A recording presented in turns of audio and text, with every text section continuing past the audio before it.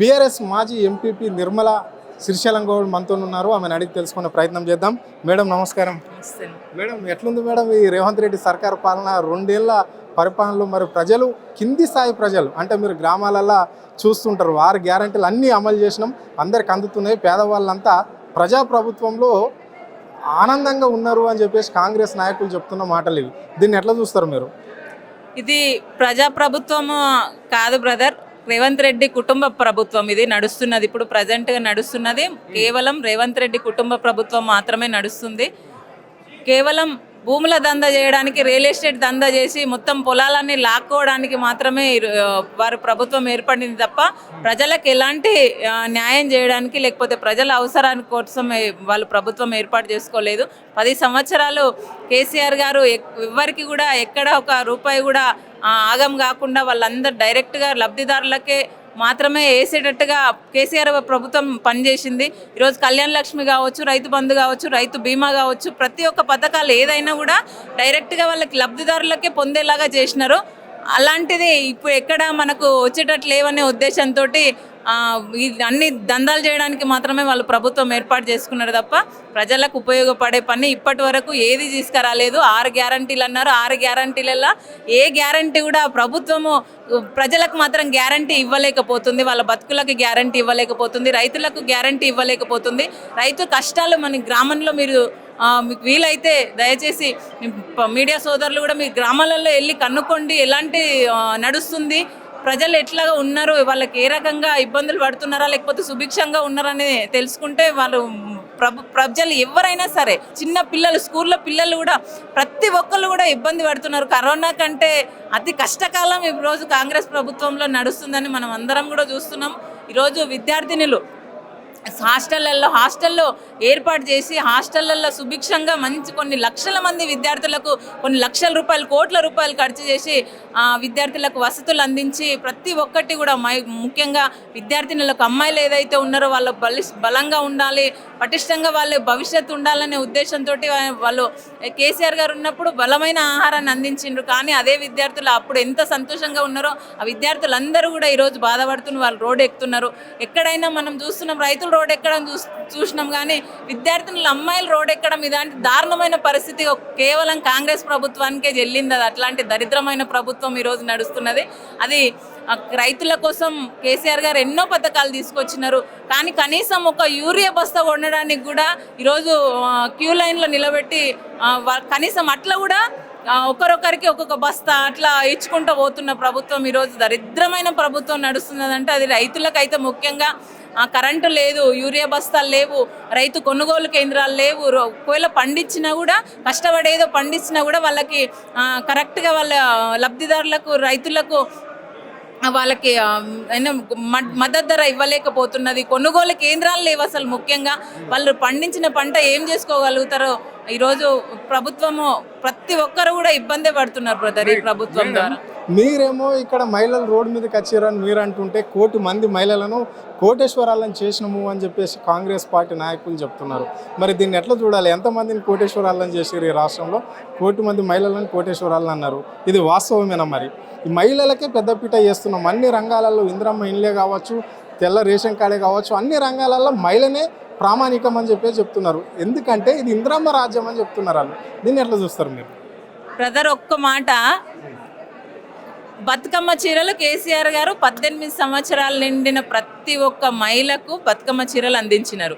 కనీసం ఇప్పుడు ఆయన రేవంత్ రెడ్డి కాంగ్రెస్ ప్రభుత్వం వచ్చిన తర్వాత రైతు బతుకమ్మ చీరలు 18 సంవత్సరాలు కాదు కదా, ఓన్లీ ఎవరైతే ఉన్నారో డ్వాక్రా గ్రూపులలో ఉన్న మహిళలకు మాత్రమే బతుకమ్మ చీరలు అందించినారు. చీరలు అందించుకోలేని ప్రభుత్వము, దరిద్రమైన ప్రభుత్వము 1 కోటి మంది మహిళలను కోటీశ్వర్లు ఎట్లా చేస్తారని ఎట్లా నమ్ముతారు?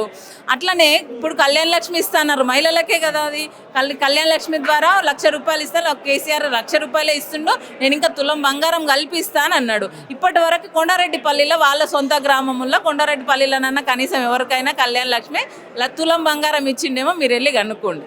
కల్వకుర్తి బిడ్డ అని అంటాడు కదా ఆయన, నోరు తెరిస్తే మేము కల్వకుర్తి బిడ్డ, నేను పాలమూరు బిడ్డను, నేను నల్లమల్ల బిడ్డను అని అంటాడు. మమ్మల్ని నల్లమల్ల బిడ్డ, మరి నల్లమల్లకి ఏం చేసిందని ఈరోజు ప్రజలందరూ కూడా కల్వకుర్తిలో ఆయన సొంతంగా ఆయన సీఎం కదా ఇప్పుడు, ఒకవేళ రేపు రాబోయే రోజులలో ఆయన ముఖ్యమంత్రి ఒక నిలబెడితే కూడా దారుణమైన పరిస్థితిలో చిత్తుగా ఓడగొడతారు కల్వకుర్తి బిడ్డలు. అత్తగారు ఊరు కదా కల్వకుర్తి అనేది, మాడుగుల వాళ్ళ అత్తగారు ఊరు, అట్లా ఉంటుంది మీ నియోజకవర్గంలో?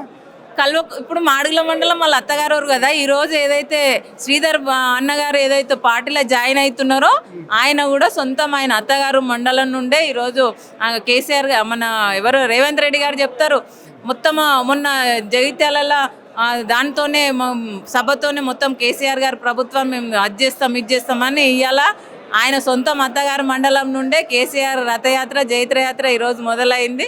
పార్టీలో భారీగా జాయిన్ అయినారు ఈరోజు బీఆర్ఎస్ పార్టీలో ఆయన అత్తగారు మండలం నుండే. అలాగే రాబోయే రోజులలో కూడా ఖచ్చితంగా ప్రభుత్వానికి బుద్ధి చెప్తాము. ఇంకా ఇప్పుడు ఆయనకి ఏంటంటే భయం పట్టుకుంది. ఇప్పటి వరకు ఎలక్షన్లు ఇన్ని రోజుల వరకు ఎవరైనా మనం చూస్తున్నామో ఎలక్షన్లు అనేది ప్రజలు 5 సంవత్సరాలకు ఒకసారి అది మారుతున్న విధానం. ఆయన ఎమ్మెల్యే కానికినేమో తొందర చేసుకున్నాడు. ఇప్పుడే జడ్పీటీసీ ఎంపీటీసీలు ఎలక్షన్లు వస్తున్నాయి. సర్పంచ్ల ఎలక్షన్లు ఏదైతే ఉన్నాయో దాంట్లో భారీగా మన బీఆర్ఎస్ పార్టీ నుండి అభ్యర్థులు గెలిచినారు. ఆ భయం ఏదో ఆయన చాలా మటుకు ఆ భయం జొరవండదు ఆయనకి.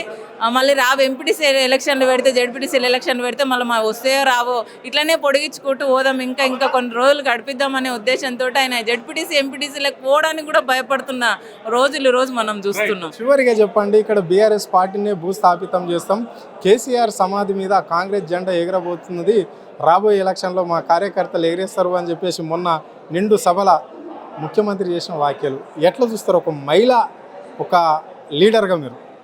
అన్న ఇది చెప్తున్నా కదా, ఆయన ఏదైతే కేసీఆర్ గారు పార్టీని బొంద పెడతా అని అంటున్నాడో, ఈరోజు మేము ఎంతమందిని పార్టీలో జాయిన్ అవుతున్నారు. యువత ముఖ్యంగా చూడండి ఎంతమంది యూత్ వచ్చినారు ఇక్కడ.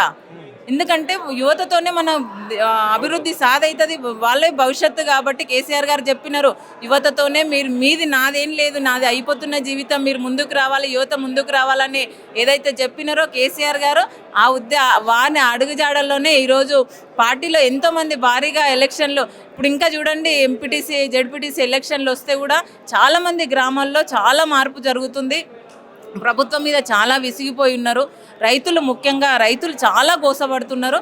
కాబట్టి ఖచ్చితంగా రాబోయే రోజులలో ఎంపీటీసీ జడ్పీటీసీ ఎలక్షన్లలో కూడా ఖచ్చితంగా మన పార్టీ ముందంజలో ఉంటుంది. అంటే పార్టీ ఎట్లా ఉంటుందంటే, ఒక అధికారంలో ఉన్నప్పుడు ఇంకొక పార్టీ అనేది మొగ్గు చూపకొద్దు అసలు. కానీ ఈరోజు భారీ స్థాయిలో ఈరోజు పార్టీలో జాయినింగ్స్ అవుతున్నాయి అంటేనే వాళ్ళకి ఈరోజు నిద్ర కూడా పట్టకుండొచ్చు మా రేవంత్ రెడ్డికి. ఎందుకంటే మా కాంగ్రెస్ కల్వకుర్తి నియోజకవర్గం కల్వకుర్తి మాగడ్డ అంటాడు కదా, ఆయన సొంత అత్తగారు ఊరికి వెళ్ళి ఈరోజు పోయిండ్రు కాబట్టి రాత్రికి అయితే నిద్ర కూడా పట్టకుండొచ్చు రేవంత్ రెడ్డి గారికి. ఇది పరిస్థితి. అంటే ఇప్పుడు మనం చూసాం కదా, రాష్ట్రంలో 1 కోటి మంది మహిళలను కోటేశ్వరాలను చేస్తామని రాష్ట్ర ముఖ్యమంత్రి ఒక్కరిని చేసింది చెప్పమని చెప్పేసి ఇక్కడ ఆమె చెప్పడం జరిగింది. అంటే రేవంత్ రెడ్డి ఏదైతే తీసుకున్నాడో 6 గ్యారెంటీలు అన్నాడు, 6 గ్యారెంటీలలో ఏ ఒక్కటి కూడా సంపూర్ణంగా అమలు కాలేకపోయింది. రైతులను అరగోస పెడుతున్న ప్రభుత్వం ఏదంటే రేవంత్ రెడ్డి సర్కారే అని చెప్పేసి కూడా ఆమె చెప్పడం జరిగింది. ఇప్పుడు ఆయన కల్వకుర్తి నియోజకవర్గం నుంచి ఈరోజు భారీ ఎత్తున బీఆర్ఎస్ పార్టీలో జాయిన్ కావడం అనేది జరిగింది. ఎవరైనా అధికార పార్టీలో జాయిన్ అవుతారు కానీ అధికారం లేని పార్టీలో జాయిన్ అవుతున్నారా అంటే ఇక్కడ రేవంత్ రెడ్డి సర్కార్ చేస్తున్న తప్పుతోల వల్లనే ఇలాంటి జరుగుతుంది అని చెప్పేసి కూడా ఆమె స్పష్టంగా చెప్పడం అనేది అయితే జరిగింది. కెమెరా పర్సన్ కళ్యాణ్తో అరుణ్, ఆద్య టీవీ, హైదరాబాద్.